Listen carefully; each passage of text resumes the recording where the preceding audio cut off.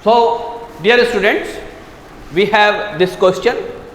ये एक बड़ा इंपॉर्टेंट क्वेश्चन है, 2017 में ये आया है AMU 11th एंट्रेंस में। इसके अंदर ख़ास बात क्या है, ये क्वेश्चन ना सिर्फ पोटेंशियल एनर्जी और काइनेटिक एनर्जी पर डिपेंड करता है या रिलेटेड है, बल्कि ये क्वेश्चन ग्रेविटेशन से भी रिलेटेड है। ठीक, तो इस सवाल को हम करते हैं। सबसे पहले मैं क्वेश्चन पढ़ता हूं।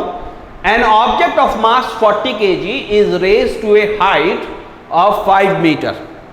एक ऑब्जेक्ट जिसका मास 40 kg है, ओके, ये मैं अंडरलाइन कर देता हूं जो न्यूमेरिकल वैल्यूज हैं।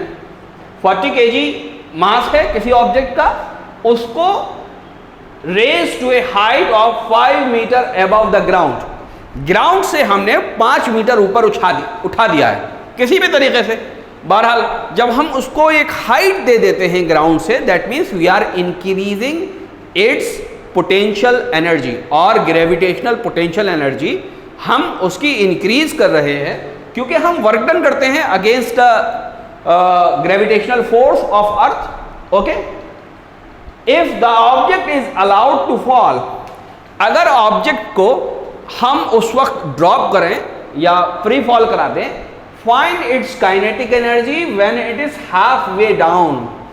जब वो नीचे आ रहा होगा तो उस वक्त जब वो आधा रास्ता ट्रेवल कर लेगा ग्राउंड तक पहुंचने से पहले, उस वक्त उसकी काइनेटिक एनर्जी क्या होगी। This is the question. अब इस क्वेश्चन को हम हल किस तरह से करते हैं, मैं आपको 2 मेथड बताऊंगा। ठीक, आपके जो समझ में आए। एक आसान मेथड है और एक थोड़ा सा जिसमें मैथमेटिक्स ज़्यादा करना पड़ेगा। बहरहाल दोनों ही सॉल्यूशन बहुत ज़्यादा मुश्किल नहीं है, बहुत आसान है, और दूसरा जो सॉल्यूशन है वो कंसेप्चुअल है। तो पहले सॉल्यूशन की बात करता हूँ। ठीक, मैं सबसे पहले फिगर बना लूँ। फिगर के लिए मैं suppose this is ground level. Okay, तो ऑब्जेक्ट है, जो ऑब्जेक्ट यहां था, suppose this is the object. Okay, इस ऑब्जेक्ट को मैं ग्राउंड से 5 मीटर ऊंचा लेके जाता हूं। कितनी जल्दी लेकर जाता हूं या कितनी देर लेकर जाता हूं, इससे फर्क नहीं पड़ता, बल्कि बस आप ये समझिए मैं ऑब्जेक्ट को फॉर एग्जांपल इतना ऊंचा उठा देता हूं कि ये 5 मीटर ऊंचा हो जाता है। यानी यहां से यहां तक ग्राउंड की जो हाइट है वो कितनी है, 5 मीटर। ठीक, 5 मीटर मैंने इसको ऊंचा उठा दिया। अब मैं इसको अलाउ करूं अगर फॉल करने के, तो होगा क्या। इसको मैंने 5 मीटर उठाकर एक पोटेंशियल एनर्जी दे दी है। ओके, ये वहां पर रुका हुआ है। अब जैसे ही मैं इसको अलाउ करता हूं गिरने के लिए, या समझिए कि मैं ड्रॉप करता हूं, तो इसकी डाउनवर्ड डायरेक्शन में एक वेलोसिटी इंक्रीज होना शुरू हो जाती है। ये इस डायरेक्शन में गिरने लगता है। बात समझ में आई। ठीक, अगर ये गिरेगा तो ये ग्राउंड तक आ जाएगा, यहां इसकी एक वेलोसिटी होगी मैक्सिमम। तो हो क्या रहा है, बेसिकली जो यहां पर पोटेंशियल एनर्जी थी वो कंटिन्यूअसली कन्वर्ट होने लगती है काइनेटिक एनर्जी में। ठीक, के में कन्वर्ट होने लगती है। पोटेंशियल एनर्जी इस पॉइंट पर मैक्सिमम होती है, और काइनेटिक एनर्जी जब ये ग्राउंड से टकराता है उस वक्त मैक्सिमम होती है। यहां की काइनेटिक एनर्जी कितनी होती है, वो एग्जैक्टली इक्वल होती है जितनी पोटेंशियल एनर्जी हमने इसके अंदर स्टोर कर रखी है। ठीक, now what is the question.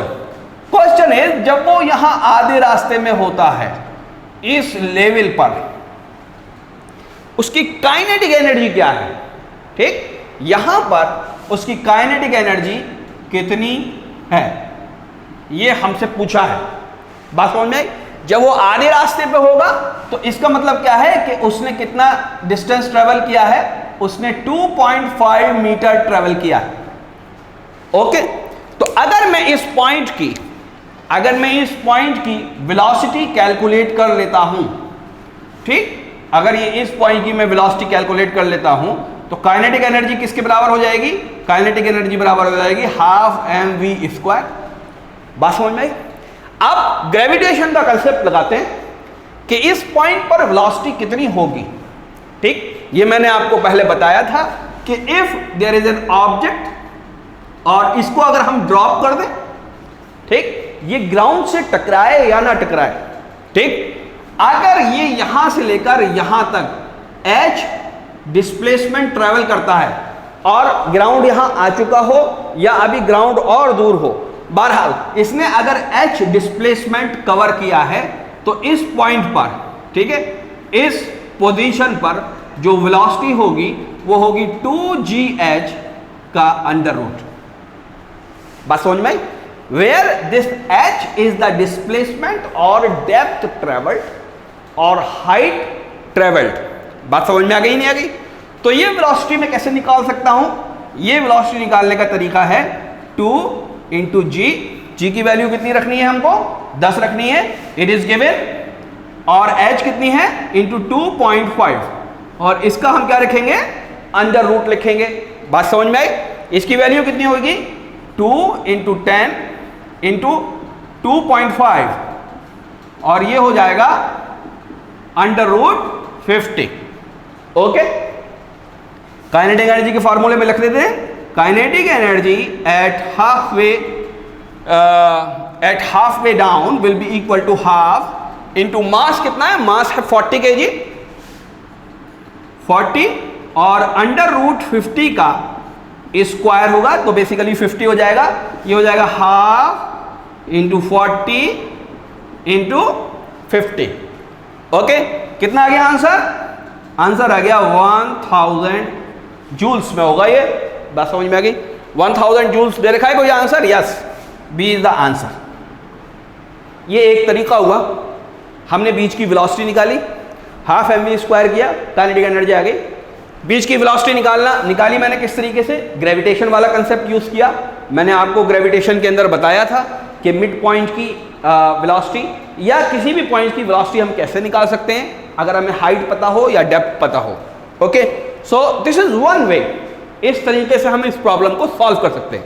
अब मैं आपको दूसरा तरीका बताता हूं। दूसरा तरीका क्या है? ध्यान से सुनिए। यहां जब ये पहुंच गया था ऑब्जेक्ट, तब इसके पास पोटेंशियल एनर्जी कितनी थी? तब इसके पास पोटेंशियल एनर्जी थी। अब देखिए ये यहां पर ये हल हो चुका है। अब मैं आपको दूसरा मेथड बता रहा हूं। ओके, जब ये इस पॉइंट पर पहुंच गया था तो पोटेंशियल एनर्जी थी, पोटेंशियल, इस पॉइंट का कोई नाम दे देते, पोटेंशियल एनर्जी मैक्सिमम क्या देते हैं हम? पोटेंशियल एनर्जी मैक्सिमम कितनी थी? वो थी m g और h। h नहीं बोलेंगे हम, m g, और इस हाइट को हम बोल देते हैं यहां से लेकर यहां तक कैपिटल H। ओके, इसको हम कैपिटल H बोल देते हैं, m g कैपिटल H। ठीक, कैलकुलेट भी कर लेते हैं। मास कितना था? 40, g रखना है 10, और h कितनी थी? h5।